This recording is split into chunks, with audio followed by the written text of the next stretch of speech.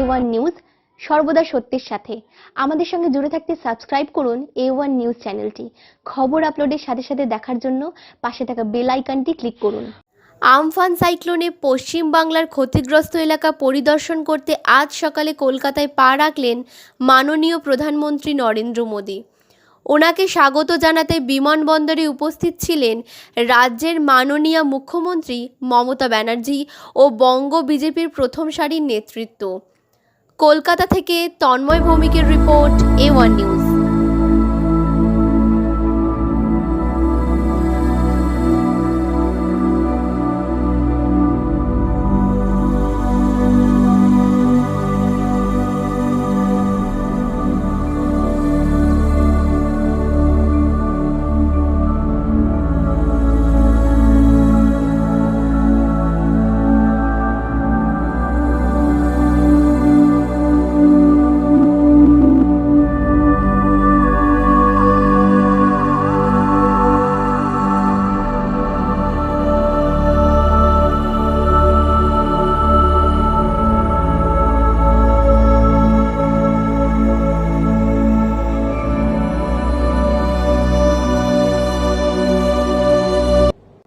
भारत के तटीय क्षेत्र को, विशेष करके पूर्वी क्षेत्र को प्रभावित किया और उसमें भी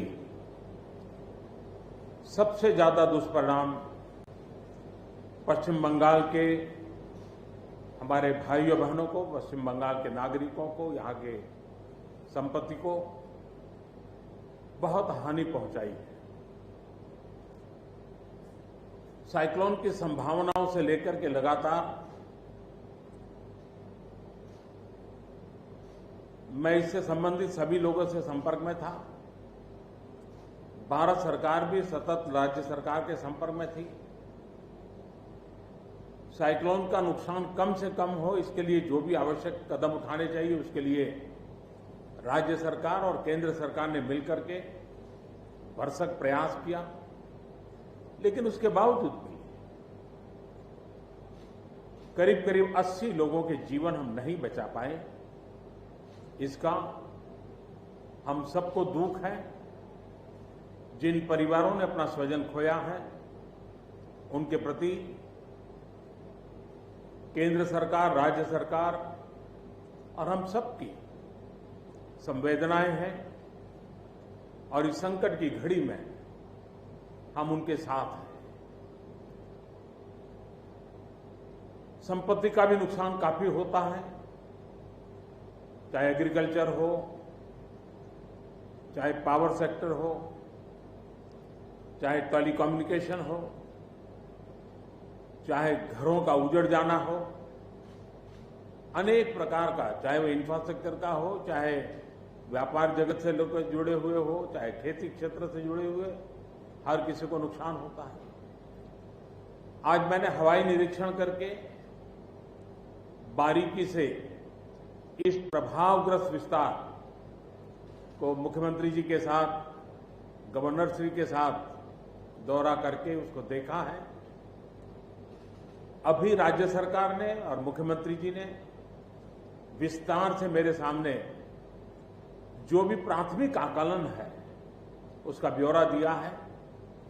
हमने तय किया है कि हो सके उतना जल्द डिटेल में सर्वे हो, कृषि का हो, पावर सेक्टर का हो, टेलीकम्युनिकेशन का हो, घरों की जो स्थिति है, इंफ्रास्ट्रक्चर की जो स्थिति है।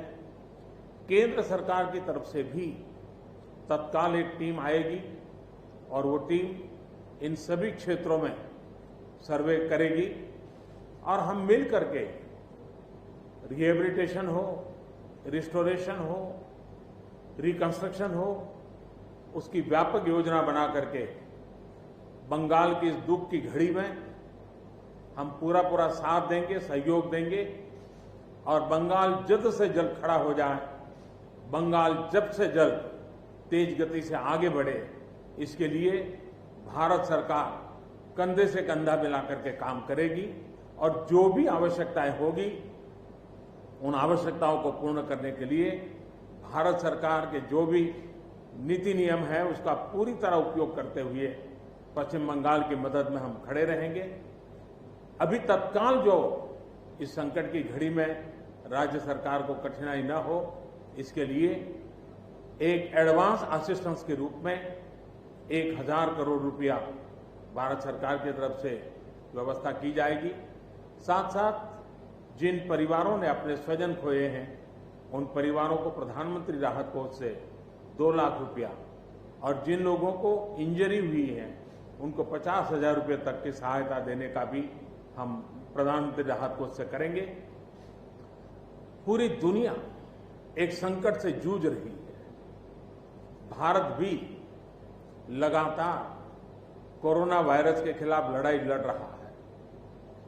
कोरोना वायरस की लड़ाई में जीतने का मंत्र और साइक्लोन में जीतने का मंत्र दोनों पूरी तरह एक दूसरे के ऑपोजिट हैं। कोरोना वायरस से लड़ने का मंत्र है जो जहां है वहीं रहे,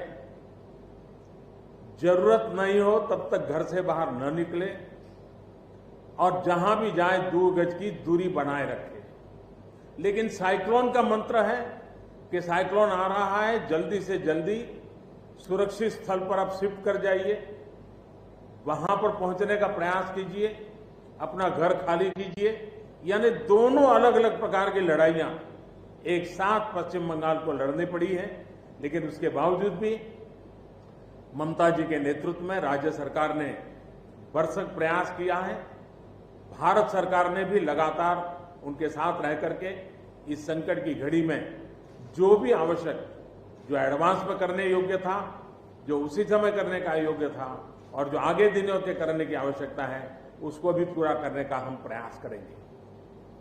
आज समग्र देश को जिनके लिए गौरव है, ऐसे राजा राममोहन राय जी की जन्म जयंती है और उस समय मेरा पश्चिम बंगाल की इस पवित्र धरती पर होना मेरे मन को छूने वाली बात होती है। लेकिन संकट की घड़ी से हम जूझ रहे हैं, तब मैं तो इतना ही कहूंगा कि राजा राममोहन राय जी हम सबको आशीर्वाद दें ताकि समयानुकूल समाज परिवर्तन के जो उनके सपने थे उनको पूरा करने के लिए हम बैठ करके, मिलजुल करके एक उज्जवल भविष्य के लिए, भावी पीढ़ी के निर्माण के लिए समाज सुधार के अपने कामों को निरंतर जारी रखेंगे और वही राजा राममोहन राय जी को उत्तम श्रद्धांजलि होगी। मैं मेरे पश्चिम बंगाल के सभी भाइयों बहनों को विश्वास दिलाता हूं कि संकट की घड़ी में पूरा देश आपके साथ है। भारत सरकार कंधे से कंधा मिला करके आपके साथ आने वाले सभी कामों में खड़ी रहेगी। इसी संकट की घड़ी के समय आप सबसे मिलने आया हूं, लेकिन कोरोना वायरस के कारण सब नागरिकों से तो नहीं मिल पा रहा हूं। मन में एक कसक तो रह जाएगी। यहां से मैं आज उड़ीसा की ओर जाऊंगा और वहां भी हवाई निरीक्षण करूंगा, वहां के माननीय मुख्यमंत्री जी से, वहां की सरकार से बातचीत करूंगा। मैं फिर एक बार पश्चिम बंगाल की इस दुख की घड़ी में मैं आपके साथ हूं। जल्द से जल्द आप इस संकट से